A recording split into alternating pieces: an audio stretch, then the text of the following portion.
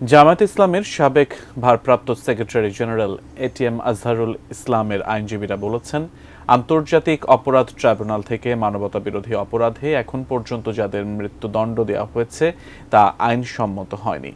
তাঁরা বলেছেন, প্রথাগত আন্তর্জাতিক আইন প্রযোজ্য না করে আন্তর্জাতিক অপরাধ ট্রাইব্যুনালে বিচার করা সম্ভব নয়। তাই পুরো বিচার প্রক্রিয়া নিয়ে প্রশ্ন তুলেছেন তাঁরা। জাবেদ আক্তার জানাচ্ছেন বিস্তারিত।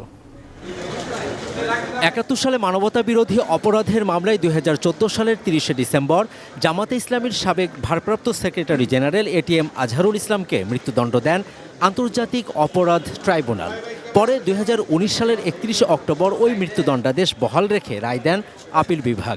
২০২০ সালের ১৯ জুলাই খালাস চেয়ে আপিল বিভাগে রিভিউ বা রায় পুনর্বিবেচনার আবেদন করেন এটিএম আজহারুল ইসলাম। মঙ্গলবার সেই রিভিউর ওপর শুনানি শুরু হয়। প্রধান বিচারপতি ডক্টর সৈয়দ রেফাত আহমেদের নেতৃত্বাধীন ৫ বিচারপতির আপিল বিভাগের বেঞ্চে এই আবেদনের উপর আংশিক শুনানি শেষে বুধবার পর্যন্ত শুনানি মুলতবি করেন সর্বোচ্চ আদালত। ভিশনের ফুলঝুরি মেগা অফারে ফ্রিজ কিনলেই পাচ্ছেন ১৬ পিসের আকর্ষণীয় গিফট বক্স একদম ফ্রি।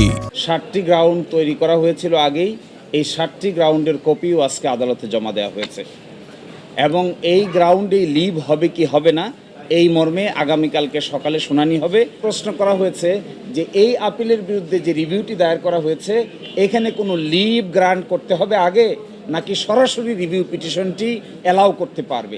আজকে আমরা আরও কিছু আইন কানুন দেখার চেষ্টা করব যে লিভ গ্রান্ট না করেও সরাসরি রিভিউ পিটিশন মঞ্জুর করা যায় কি না। এটিএম আজহারের আইনজীবী বলেন, প্রথাগত আন্তর্জাতিক আইন প্রযোজ্য হবে না বলে আন্তর্জাতিক অপরাধ ট্রাইব্যুনাল থেকে মানবতাবিরোধী অপরাধে যাদের মৃত্যুদণ্ড দেওয়া হয়েছে তা আইনসম্মত হয়নি। শুধু জনাব এটিএম আজহারের ক্ষেত্রে নয়, জনাব কাদের মোল্লা সহ জনাব মতিউর রহমান নিজামী সকলের ক্ষেত্রেই এই যে আন্তর্জাতিক আইনের প্রথাগত বিধান প্রযোজ্য নয় মর্মে রায় দিয়েছে। তাহলে যাদেরকে এইভাবে মৃত্যুদণ্ডাদেশ দিয়ে এক্সিকিউট করা হয়েছে, সাক্ষ্য প্রমাণের অভাবে তাদেরকে মৃত্যুদণ্ডাদেশ দেওয়া সম্ভব ছিল না। এই জন্যই তারা আন্তর্জাতিক আইনের বিধানকে অ্যাপ্লাই না করে ডোমেস্টিক আইনের বিধানকে অ্যাপ্লাই করার চেষ্টা করেছেন। কোর্টের উপরে চাপ প্রয়োগের কোনো প্রশ্নই ওঠে না। আমরা আইনের প্রতি, আদালতের প্রতি সবসময় শ্রদ্ধাশীল। আমরা ন্যায় বিচারের জন্য অপেক্ষা করছি। ইনশাআল্লাহ আদালতে জুলুমের বিরুদ্ধে ন্যায় বিচার আমরা ইনশাআল্লাহ পাবো। পরিবর্তিত রাজনৈতিক প্রেক্ষাপটে জামাত ইসলামীর নেতারা আজহারুল ইসলামের মুক্তির দাবিতে গত কয়েকদিন ধরে বিক্ষোভ সমাবেশ করেছে।